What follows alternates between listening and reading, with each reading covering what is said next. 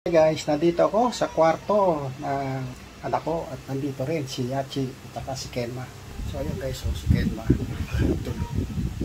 Ay guys, si Kenma. Tulog si Kenma, yan o.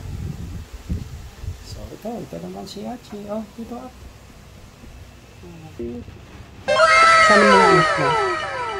Saan? Gutom ka na ba? Ito po si Yachi. Nanganak na po. At meron siyang dalawang baby kitten. Ayan.